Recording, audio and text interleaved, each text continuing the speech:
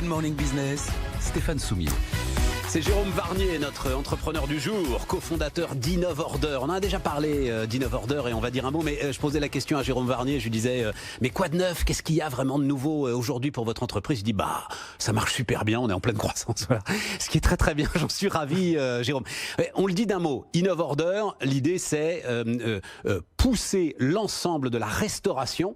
Alors vous travaillez avec des grandes chaînes, et là c'est simple, mais j'imagine aussi l'ensemble des restaurateurs indépendants à accélérer leur transition digitale. Pourquoi est-ce que c'est important qu'ils se digitalisent à marche forcée, ces restaurants aujourd'hui? Exactement, les clients se transforment, les habitudes de consommation sont nouvelles, le métier de restaurateur évolue et Innovorder fournit toute une suite logicielle qui permet d'accompagner assez facilement les chaînes de restauration dans leur transformation digitale. Et le sujet, c'est que le petit restaurant de quartier, aujourd'hui, lui aussi, il peut avoir accès à l'ensemble de vos suites logicielles, comme vous dites? Tout le monde s'y met, nous on travaille principalement avec des chaînes et des grands groupes, mais également des restaurateurs indépendants qu'on accompagne dans cette transformation. Et donc ça veut dire le restaurateur indépendant qui fait appel à Innovorder, tout à coup, ses clients s'assoient à leur table et ils peuvent avoir un menu digitalisé sur lequel ils vont commander directement, par exemple? Par exemple, ils peuvent commander depuis leur téléphone, depuis leur smartphone, depuis une tablette à disposition en point de vente. Ils peuvent accéder à un programme de fidélité en ligne, être récompensés pour leur venue en point de vente. Et ils peuvent payer directement sans attendre que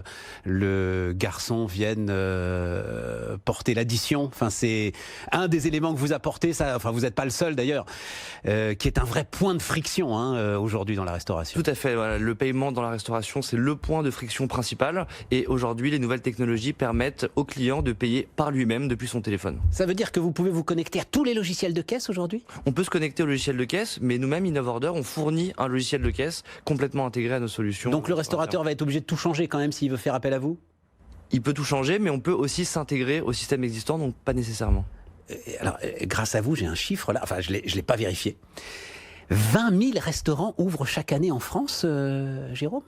Tout à fait. Il y a en France 140 000 restaurants et après il y a un turnover qui est important. Ouais, en moyenne, un restaurant reste ouvert 4 à 5 ans. Et vous dites ce qui est quand même très important, donc vous revendiquez à peu près 400 clients et donc plusieurs milliers de restaurants parce que ce sont 400 chaînes importantes. Il y a de la restauration collective dans les entreprises aussi Tout à fait. On travaille avec la restauration commerciale et la restauration collective. La restauration collective, qu'est-ce que c'est? C'est les restaurants dans les lycées, les universités, les hôpitaux, les entreprises. Et vous dites que c'est un moyen de fidélisation aussi. Pourquoi un moyen de fidélisation? En améliorant l'expérience client en fait, puisque le temps de pause déjeuner a tendance à drastiquement diminuer, de 1h30 il y a 30 ans à une demi-heure aujourd'hui.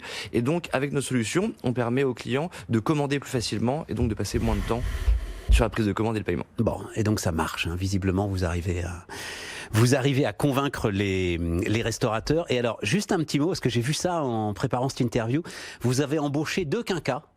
Oui. Directeur commercial et directeur technique. 2 gars qui ont plus de 50 ans, c'est ça Tout à fait, exactement.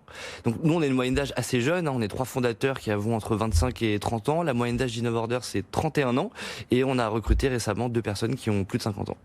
Et ça se passe bien, on parle le même langage. Alors je lisais, vous disiez, c'est méchant mais vous allez vous reconnaître, moi je tape à 2 doigts. Vous disiez, quand même il tape à 2 doigts sur son clavier d'ordinateur et ça vous surprend énormément. Ah bah oui, mais... Il peut y avoir quelques situations cocasses au quotidien, mais globalement c'est un échange constructif, on s'apporte mutuellement beaucoup. Eux leur expérience, nous une nouvelle manière de voir les choses et c'est assez complémentaire. Et c'est un choix de votre part de dire il nous faut un petit peu d'expérience ou c'est crise de recrutement? Et donc, oui, on va prendre des gars de 50 ans parce qu'on ne trouve pas des gars de 30 ans. C'est pas exactement ça, c'est pas une crise de recrutement. Je pense que c'est important d'avoir des profils diversifiés qui viennent de milieux différents, de compétences, de formations et de générations différentes. Innovorder, Jérôme Varnier sur BFM Business.